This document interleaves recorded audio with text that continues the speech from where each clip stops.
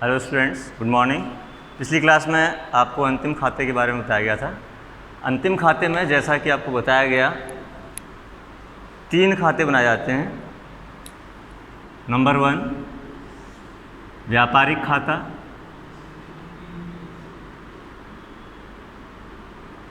English में से हम ट्रेडिंग अकाउंट के नाम से जानते हैं, ट्रेडिंग अकाउंट। नंबर 2 लाभ हानि खाता,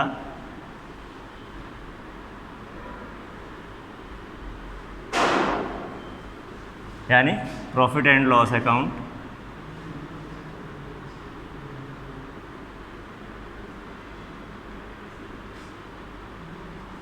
एंड नंबर 3 चिट्ठा, यानी इसे कहते हैं हम बैलेंस शीट।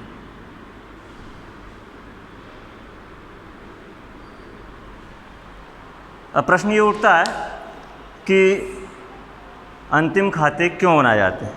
अंतिम खाते बनाने का मुख्य उद्देश्य व्यापार का सही लाभ हानि प्राप्त करना होता है, और ये लाभ हानि तभी प्राप्त हो सकता है, शुद्ध लाभ हानि तभी हमको प्राप्त हो सकता है जबकि हमारी पुस्तकों में जो लिखे हुए हैं वे पूर्ण रूप से शुद्ध हुए हैं। यदि ऐसा नहीं है तो आपको जो भी लाभ हानि प्राप्त होगा या आर्थिक स्थिति का जो ज्ञान प्राप्त होगा वो पूर्ण रूप से शुद्ध नहीं होगा। तो वास्तविकता में ऐसा होता है कि जब लेखे पुस्तकों में किए जाते हैं तो बहुत सी अशुद्धियाँ हो जाती हैं, और इसका सही लाभ हानि का सही ज्ञान प्राप्त करने के लिए हमें उन छूट गई या अशुद्ध हो गई लेखों को सही करना पड़ता है।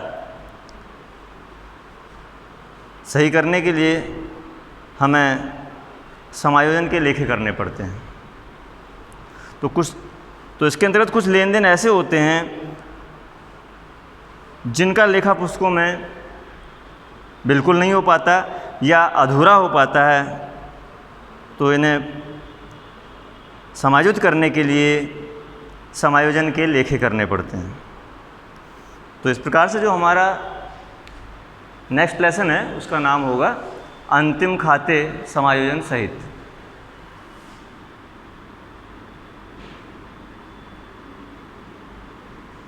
अंतिम खाते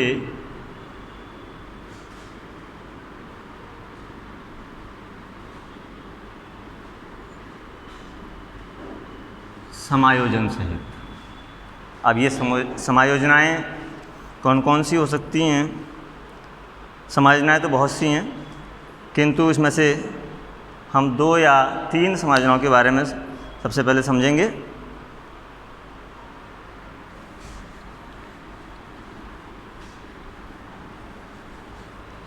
सबसे पहले अंतिम रहतिया।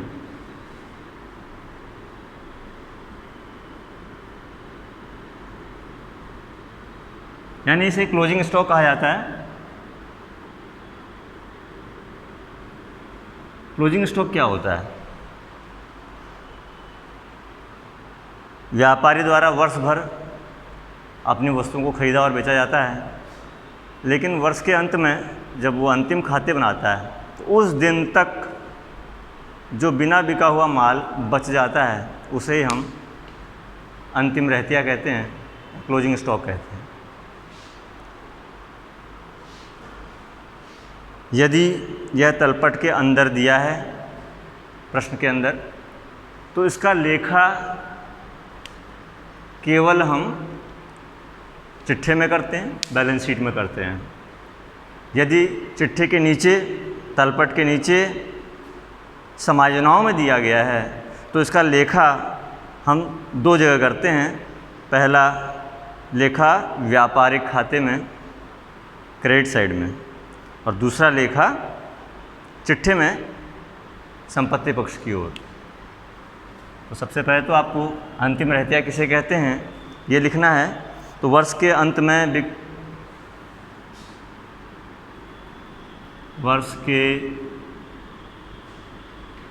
में बचा हुआ माल को अंतिम रह दिया गया।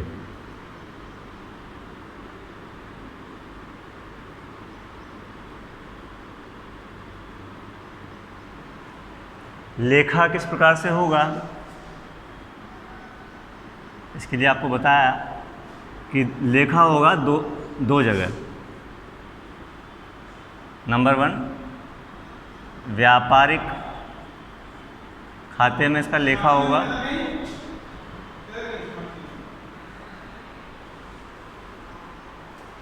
व्यापारिक खाते के क्रेडिट पक्ष में,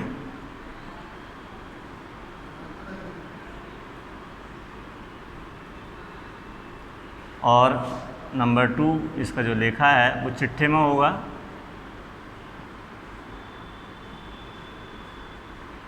संपत्ति पक्ष की ओर।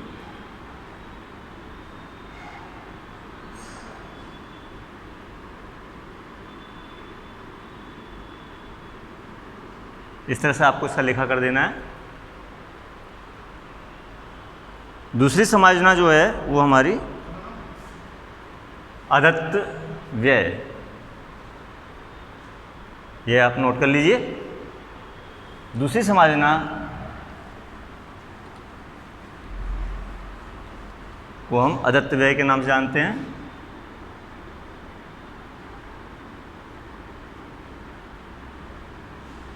अदत्त व्यय यानी आउटस्टैंडिंग एक्सपेंसेस।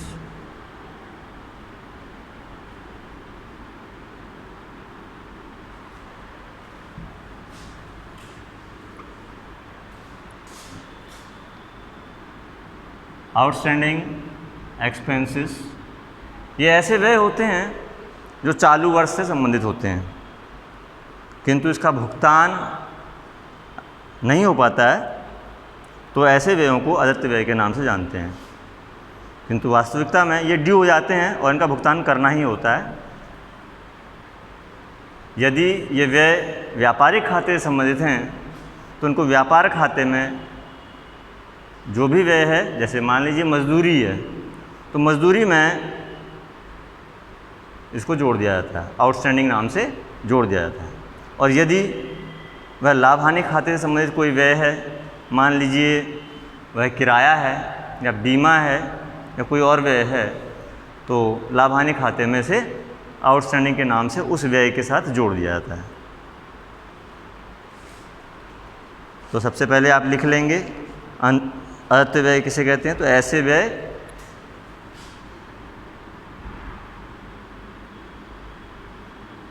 जो चालू वर्ष से संबंधित होते हैं। चालू वर्ष यानी करंट ईयर से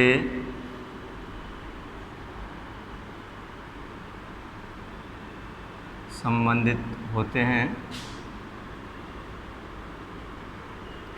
किंतु जिनका भुगतान नहीं हुआ है, किंतु जिनका भुगतान नहीं किया गया।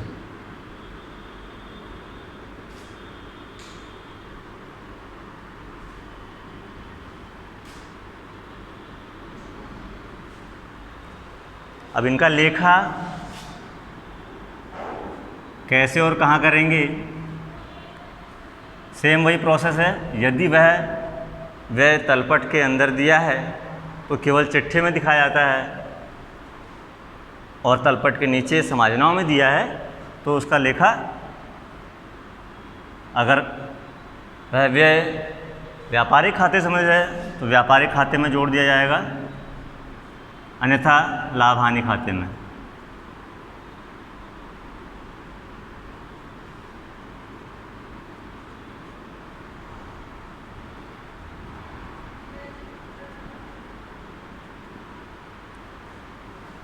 और दूसरा लेखा इसका चिट्ठे में किया जाएगा दायित्व पक्ष की ओर।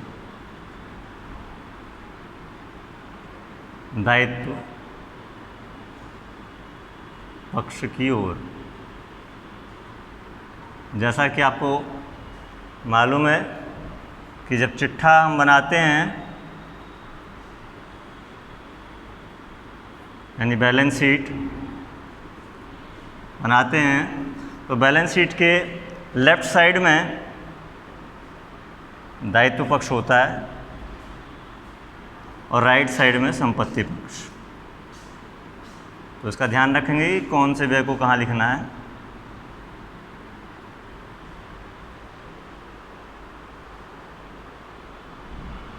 इसके आगे नंबर 3 पूर्वदत्त व्यय है। पूर्वदत्त व्यय कौन से व्यय होते हैं? ये ठीक अदत्त व्यय के अपोजिट होते हैं। देखिए समझिए, पूर्वदत्त व्यय नंबर 3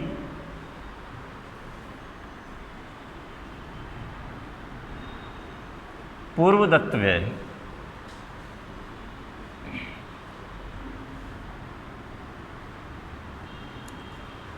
इंग्लिश में इसका नाम होता है प्रीपेड एक्सपेंसेस।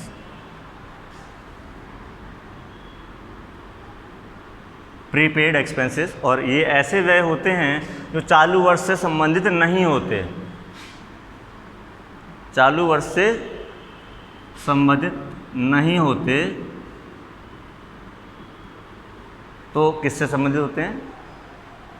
आगामी वर्ष से संबंधित होते हैं। चालू वर्ष से संबंधित नहीं होते किंतु आगामी वर्ष से संबंधित होते हैं।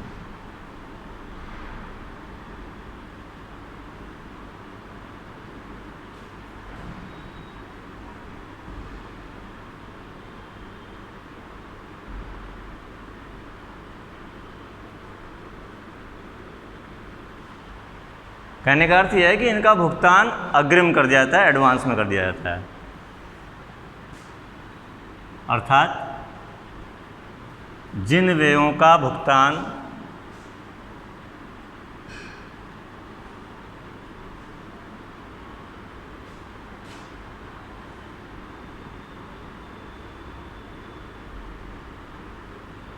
अग्रिम यानी एडवांस कर दिया जाता है।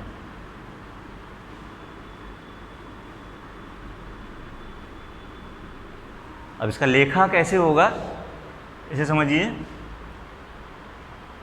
व्यय चाहे कोई भी हो, उसका लेखा यदि कोई भी व्यय तलपट में दिया गया है केवल, तो उसका लेखा केवल चिट्ठे में किया जाएगा। अन्यथा समायोजना में दिए जाने पर दोनों में लिखा होगा, व्यापारिक खाते अथवा लाभानी खाते में और चिट्ठे में, 2 जगह। तो हम प्रीपेड एक्सपेंसेस यानी पूर्वदत्त व्ययों का लेखा कहाँ और कैसे करेंगे? सेम वही प्रोसेस है जैसे अदत्त व्यय में था। अगर व्यय व्यापारिक खाते से संबंधित है तो व्यापारिक खाते में यहाँ पर इसको घटाया जाएगा, क्योंकि ये आगामी वर्ष से संबंधित हैं, ना कि चालू वर्ष से। तो क्योंकि अगले वर्ष से संबंधित व्यय आपने पहले ही भुगतान कर दिया उसका, तो इस वर्ष से संबंधित नहीं है, उनको घटा दिया जाएगा। अगर आप नहीं घटाएंगे तो क्या होगा? आपका लाभ जो है वो कम दिखाएगा, लाभ हानि खाता। तो आपको पूर्वदत्त व्ययों को घटाना है। अगर व्यापारिक खाते से संबंधित हैं तो व्यापारिक खाते में आप उन व्ययों को घटा देंगे संबंधित व्यय में से, और यदि वह लाभ हानि खाते से संबंधित हैं तो संबंधित व्यय में से प्रीपेड एक्सपेंसेस, प्रीपेड लिख करके घटा देंगे। दूसरा लेखा चिट्ठे में किया जाएगा। चिट्ठे में प्रीपेड एक्सपेंसेस को हम संपत्ति पक्ष की ओर दिखाते हैं।